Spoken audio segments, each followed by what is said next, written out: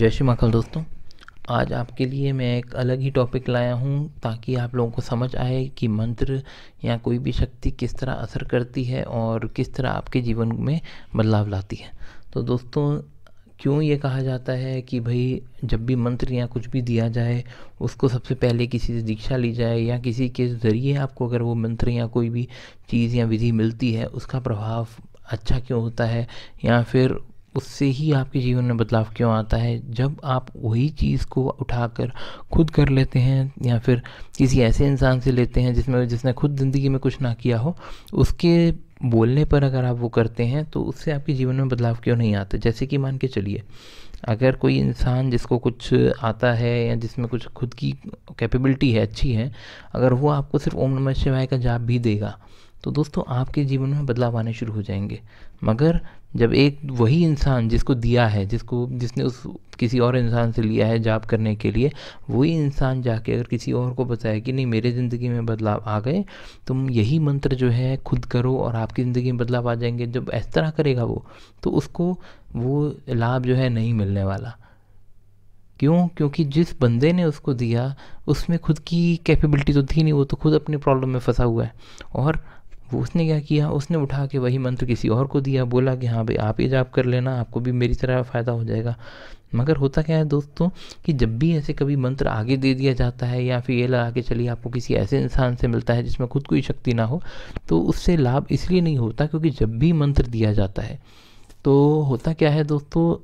जिस बंदे ने मंत्र दिया हो उसकी शक्ति साथ जाती है, कुछ परसेंटेज उसकी शक्ति साथ जाती है, जिससे क्या होता है आपको अपने आप ही लाभ मिलना शुरू हो जाता है। क्योंकि वो आपका जाप करना तो ठीक है, ज़रूरी है ही, मगर जब आपको किसी और ने दिया हो और आपकी और उसकी एनर्जी जो मिल के है वो कुछ ज़्यादा बेनिफिट पहुंचाती है। यही कारण होता है कि पिछले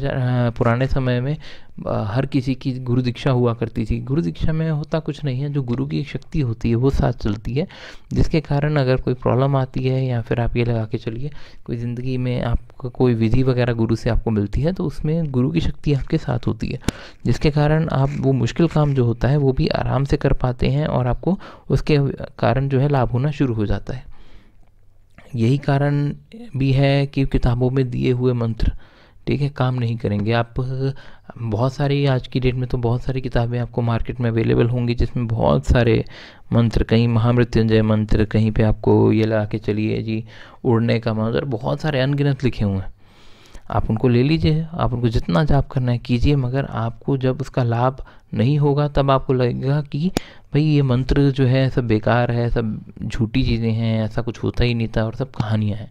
मगर दोस्तों ऐसा नहीं है, क्योंकि आपने उस मंत्र को उस इंसान से नहीं लिया जिसके पास वो उस तरह की शक्ति पहले ही थी या फिर जिसमें कुछ शक्ति हो, उस इंसान से नहीं लिया। इसलिए क्या होता है, आपके लिए जो नया मंत्र या कुछ भी आपको मिलता है वो आपके लिए फ़ायदेमंद नहीं रहता और आपकी ज़िंदगी में बदलाव नहीं रहता। दूसरा कारण ये भी हो जाता है कि दोस्तों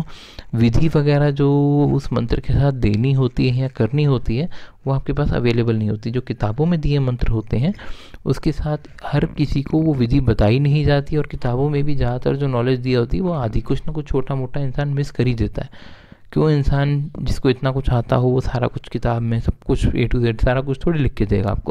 आपको वही चीज़ें लिख के देगा जो मेन है, थोड़ा सा बीच में चेंज कर देगा या मिस कर देगा ताकि किताब से पढ़कर कोई भी उसका गलत इस्तेमाल ना कर सके। तो दोस्तों ये था कारण कि किताबों वाले मंत्र या फिर आप ये लगा के चलिए जो कहीं से भी मंत्र ले लेते हैं लोग, वो काम क्यों नहीं करते और आपके जीवन में बदलाव क्यों नहीं ला पाते।